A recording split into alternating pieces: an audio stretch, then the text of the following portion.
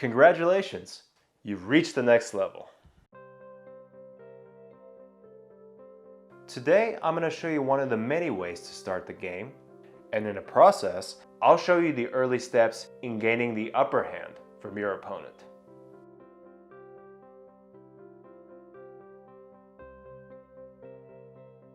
To gain the upper hand is to control the game.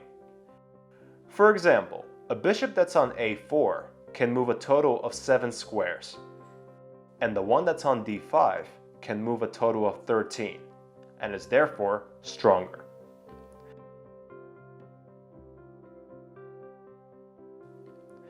Another example would be two knights. One is on h3 and the other is on e4. The knight on e4 not only controls 4 more squares than the knight on h3, but also takes these 4 away from the opponent's bishop. Now you notice the connection between these two examples. The stronger pieces are both located at the center of the board. You know that expression in soccer that if you control the midfield, you control the game?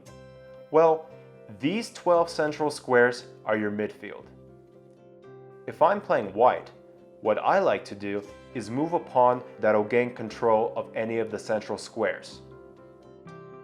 Already, I'm in control of these two, and I've given both the queen and the bishop some mobility.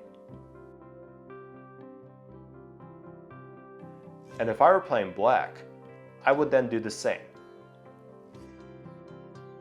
If you recall the first lesson, I said that in order to win the game, you have to capture the king.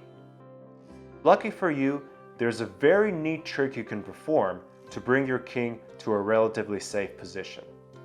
It requires clear space between him and either of his rooks. So if I were still playing white, I choose this rook, simply because there are fewer spaces in between. My next move would be knight f3. The move in response may be something like knight c6. So then my next move would be bishop c4. There are many options here for the opponent, but let's just say in this case, it's pawn d6. Finally, I can do the trick. I move the king to g1, and then I bring my rook to f1. This is called castling. The correct notation for this move is 0-0. Granted, there will be times when you want to perform the trick on the queen side. In that case, you have to clear the space again, bring the king this time to c file, and then the rook to d.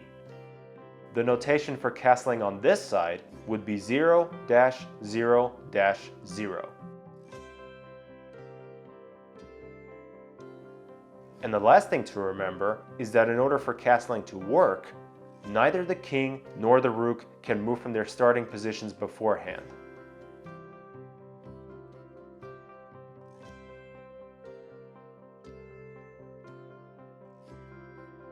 So that's it for today. Once again, I'll leave you with 3 diagrams to practice. Feel free to answer in the comments down below, and don't hesitate to ask any questions.